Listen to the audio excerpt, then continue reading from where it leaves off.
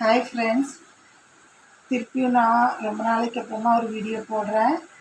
இந்த வீடியோவில் வந்து நாம் என்ன பார்க்க போகிறோம்னா, என்னோடது வந்து கார்டன் வீடியோஸும் நிறைய பேர் பார்த்துருப்பீங்க. குக்கிங் சேனல் கொஞ்ச நாள் போட்டுட்ருந்தேன், அதுக்கப்புறம் அது போடுறதில்ல, கார்டன் வீடியோஸ் தான் போடுறேன். இப்போ இந்த கார்டன் வீடியோஸில் நம்ம என்ன போடலாம், அதாவது என்ன போடலான்னு நான் யோசிச்சதில் கொஞ்சம் டிப்ஸ் மாதிரி கொடுக்கலாம். நான் நிறைய செடி வச்சுருக்கிறதுனால எனக்கு வந்து அது அனுபவம் இருக்கிறதுனால நான் வந்து உங்களுக்கு ஒரு டிப்ஸ் மாதிரி கொடுக்கலான்னு சொல்லிட்டு தான் இந்த வீடியோ போடுறேன். அதாவது நம்ம வீடுகளில் வந்து என்ன செடி வளர்த்தலாம், என்ன செடி வளர்த்தக்கூடாது, அந்த மாதிரி. இன்றைக்கி வந்து நான் என்ன செடி நம்ம வீடுகளில் வளர்த்தினா நல்லது, அதை தான் இப்போ நான் சொல்ல போகிறேன். ஃபஸ்ட்டு நம்ம மெயினாக நம்ம வீட்டில் எல்லார் வீட்லேயுமே கண்டிப்பாக இருக்க வேண்டிய ஒரு செடின்னு சொன்னால் அது சிவப்பு செம்பருத்தி. அந்த சிவப்பு செம்பருத்தி வீட்டில் இருந்ததுன்னு சொன்னீங்கன்னா எந்த ஒரு துர்சக்தியோ கெட்ட சக்தியோ, அதாவது வீட்டு வாசல் சைடில் நீங்கள் ஒரு தொட்டியில் வச்சாலும் சரி, இல்லை மண்ணில் கீழே வச்சாலும் சரி, உங்களுக்கு இடம் இருக்கிற மாதிரி, இல்லை ஒரு சாக்கில் கொஞ்சமாக மண் போட்டுட்டு அதில் வச்சாலும் நீங்கள் ஹைட்டாக போகும்போது அதை கட் பண்ணி விட்டுட்டு ரவுண்டாக வச்சுட்டிங்கன்னா போதும்.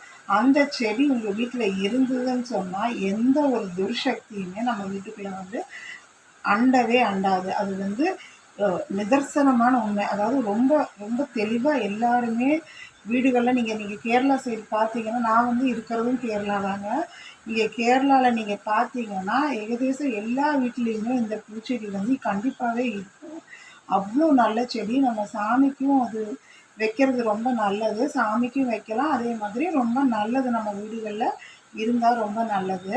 அதே மாதிரி நம்ம வீட்டில் துளசி, கற்பூரவள்ளி, தெச்சி பூன்னு சொல்லுவாங்க எங்கள் சைடு. அது வந்து நம்ம தமிழ்நாட்டில் வந்து என்ன சொல்லுவோம்னா இட்லி பூன்னு சொல்லுவோம். அதில் ரெட் கலர் இருக்குது, நிறையா கலர்ஸ் இருக்குது. ரெட்டு வந்து ரொம்ப நல்லது.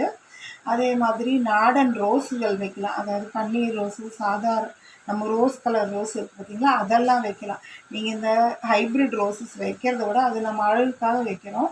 நம்ம தெய்வீக தன்மை, அதாவது நம்ம வீட்டில் வந்து ஒரு பாசிட்டிவ் வைப்னு சொல்லுவாங்க இல்லைங்களா, பாசிட்டிவ் வைப்ரேஷன் இருக்கிறதுக்காக நம்ம வந்து பன்னீர் ரோஸு, சங்கு புஷ்பம், இந்த மாதிரி, அதாவது நாடன் பூக்கள்னு சொல்லுவாங்க. ஹைப்ரிட் பூக்கள் வேறு, நாடன் பூக்கள் வேறு. மந்தாரை, மஞ்சள் மந்தாரை, வெள்ளை மந்தாரை, அதெல்லாம் இருக்குது பார்த்திங்கன்னா. இதெல்லாம் வந்து நாடன் செடிகள். நம்ம வந்து அந்த காலத்தில் இருந்த நாடன் செடிகள் வேறு, இப்போ இருக்கிற ஹைப்ரிட் செடிகள் வேறு. அதே மாதிரி பழைய காலத்தில் வந்து அரளி வச்சுருப்பாங்க, எல்லா வீடுகளுமே அரளி வச்சுருப்பாங்க. ஆனால் இப்போ வந்து நிறையா சமீபமாக வந்து அரளி விஷம், ஏதோ ஒரு விஷத்தன்மை கொண்டதுன்னு சொல்கிறாங்க. ஆனால் வந்து இப்போ நீங்கள் ரோட் சைடெல்லாம் பார்த்தீங்கன்னா அரளி வந்து நிறைய வச்சுருக்காங்க. காற்று வந்து மாசுபடாமல் இருக்கிறதுக்காக அந்த காற்று நல்லதுன்னு. அதனால உங்களுக்கு நிறைய இடம் இருக்குன்னா நீங்கள் வேணால் அந்த அரளியில் ரெட் இருக்குது, ஒயிட் இருக்குது, எல்லோ, பிங்க், இந்த மாதிரி நிறைய கலர்ஸ் இருக்குது. நீங்கள் வீட்டோட கார்னர்ஸில் வைங்க. அதெல்லாம் வந்து ரொம்ப நல்ல பூக்கள், வந்து சாமிக்கு நம்ம படைக்கிறதுக்கு ரொம்ப நல்ல பூக்கள். அதே மாதிரி நம்ம வீட்டில் நந்தியார் வட்டைப்பூன்னு சொல்லுவாங்க, கண்ணுக்கு நல்லதுன்னு சொல்லுவாங்க, நந்தியார் வட்டைன்னு சொல்லுவாங்க. எனக்கு தமிழில் அது என்ன சொல்லுவாங்கன்னு தெரியல, இங்கே நந்தியார் வட்டைன்னு சொல்லுவாங்க. அதில் வந்து 4 இதழும் இருக்குது, அடுக்கும் இருக்குது. அது ரெண்டுமே தாராளமாக நீங்கள் வைக்கலாம். அது வீட்டோட பேக் சைடில் வைக்கணும். நந்தியார் வட்டை பூக்கள் வந்து வீட்டுக்கு முன்னாடி இருக்கிறது, அது பால் தன்மை இருக்கிறதுனால அந்த செடியை வந்து பின்னாடி வைக்கணும்னு சொல்லுவாங்க. அந்த செடியும் நீங்கள் தாராளமாக வீடுகளில் வைக்கலாம். செம்பருத்தியில் வந்து நாடன் செம்பருத்திங்கிறது வந்து 3 வெரைட்டி தான். ஒன்று வந்து பிங்க்கு, ஒன்று ஒயிட்டு, ஒன்று ரெட்டு. அந்த ஒயிட்டு செம்பருத்தி வந்து நம்ம வீடுகளில் பிடிச்சி கிடைக்கிறது ரொம்ப கஷ்டம். அது உங்கள் வீட்டில் பிடிச்சி கிடச்சிதுன்னா நல்ல ஐஸ்வர்யம். பிங்க் வைக்கலாம், ரெட்டு வைக்கலாம், ஒயிட்டு வைக்கலாம். அதில் உங்களுக்கு ரெட்டு தான் வந்து செம்பருத்தியிலே பெஸ்ட்டான ஒரு ஆப்ஷன். அது வந்து நீங்கள் எண்ணெய் காய்ச்சும் போது கூட வீட்டில் வந்து நீங்கள் தலைக்கு முடிக்கு வந்து எண்ணெய் காய்ச்சுவீங்களா, தலைமுடிக்கு, அந்த எண்ணெய் காய்ச்சறதுக்கு இந்த சிவப்பு செம்பருத்தி தான் ரொம்ப நல்ல ஒரு பூ வந்து.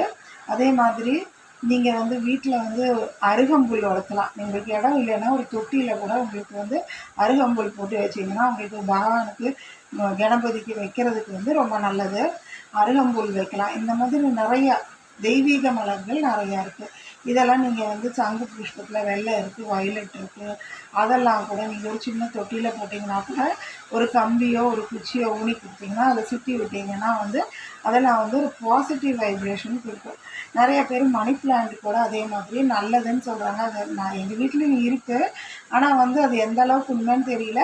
ஆனால் அதுவும் கூட வைக்கலான்னு தான் சொல்கிறாங்க. நம்ம அதை வேணால் ஒரு பாட்டிலில் கட்டிங்ஸ் போட்டு கூட இடம் இல்லாதவங்க வீட்டில் வந்து நமக்கு முன்னாடி ஒரு ரூம்லேயோ இல்லை வெளியிலையோ ஒரு பாட்டிலில் தண்ணி ஊற்றிட்டு ஒரு மணி பிளான்ட் மாதிரி கூட வைக்கலாம். அதாவது நம்மளுக்கு வந்து செடிகள் வைக்கும்போது அத்தனையும் நமக்கு பாசிட்டிவ் வைப்ரேஷன் இருக்கும். நீங்கள் இந்த விஷ செடிகளெல்லாம் வந்து அதிகமாக வைக்காமல் இருக்கிறது நல்லது. நிறைய பேர் வீடுகளில் இந்த இது சொல்லுவாங்க இல்லையா, அரளி செடி, அந்த மாதிரி அரளி விதைன்னு சொல்லுவாங்க இல்லையா, அந்த மாதிரி செடிகளெல்லாம் வந்து வீட்டுக்கு முன்பாக வைக்க வேண்டாம். அந்த மாதிரியெல்லாம் வச்சிங்கன்னா அது வந்து ஒரு விஷத்தன்மை இருக்கிறது, காய் இருக்கும், அதெல்லாம் வந்து ஆபத்தான ஒரு இதில் கொண்டு போய் முடியும். அதனால் அந்த மாதிரி செடிகளை தவிர்க்கிறது நல்லது. அதே மாதிரி நம்ம விநாயகருக்கு வைப்போம் இல்லைங்களா, மாலையாக கட்டி போடுவோம் இல்லையா, அந்த எருக்கன் செடிங்கிறது, அதுவும் கூட அதிகமாக வீட்டில் வைக்காமல் இருக்கிறது நல்லது. ஆனால் இப்போ சொல்கிறாங்க வைக்கலான்னு சொல்லி நிறைய இடங்களில் சொல்கிறாங்க. ஆனால் என்னை பொறுத்த வரைக்கும் அந்த மாதிரி செடிகள், விஷத்தன்மை உள்ள செடிகளை வந்து வீட்டில் வைக்காமல் இருக்கிறது நல்லது. அப்படி உங்களுக்கு நிறைய இடம் இருக்குது அப்படிங்கிற பட்சத்தில் நீங்கள் வேணால் தென்னை மரங்கள் இருக்குதுன்னா அதுக்கிட்ட வச்சிங்கன்னா அதுக்கு வந்து நைட்ரஜன் சத்து கிடைக்கிறதுக்கு உபயோகமாகவும் இருக்கும். அது வந்து நீங்கள் உடச்சி வந்து தென்னை மரங்களுக்கு போடவும் செய்யலாம், அதாவது உரமாக வேணாலும் செய்யலாம். அந்த மாதிரி நிறைய இடம் இருக்கிறவங்க வேணால் நீங்கள் வந்து அந்த செடிகளை வைங்க. அதாவது வெள்ளை இருக்குது, இல்லாட்டி வயலட் கலர் இருக்குது பார்த்திங்கன்னா, அந்த மாதிரி ஊமத்தம் பூ, அந்த மாதிரி பூக்கள் எல்லாம் வீடுகளில் வைக்காமல் இருக்கிறது ரொம்பவும் நல்லது. அதே மாதிரி மகாலட்சுமிக்கு உகந்த மருதாணி வைக்கலாம். அது ஒரு தொட்டியில் கூட நீங்கள் வந்து சின்னதாக வளர்த்தி ஒரு நீங்கள் வந்து அது பெரிய மரமாக வளர்த்த வேணால் சின்ன செடிகளாக கூட ஐஸ்வர்யத்துக்காக நான் சொல்கிறேன், நம்ம வீட்டில் ஒரு ஐஸ்வர்யத்துக்காக இந்த மாதிரி செடிகளெல்லாம் நீங்கள் வளர்த்துனீங்கன்னா வீடுகளில் வந்து நல்ல ஒரு பாசிட்டிவ் வைப்ரேஷன் இருக்கும். இந்த வீடியோ உங்களுக்கு பிடிச்சிருக்குன்னு நினைக்கிறேன். அடுத்து ஒரு இதே மாதிரி செடிகள் பற்றின வீடியோவும் இல்லை நம்ம கிச்சன் டிப்ஸ் மாதிரி வீடியோஸோடு நான் அடுத்து உங்களை வந்து சந்திக்கிறேன். Thank you friends. என்ன மாதிரி சின்ன யூடியூபர்ஸையும் நீங்கள் சப்போர்ட் பண்ணுங்கள். Thank you friends.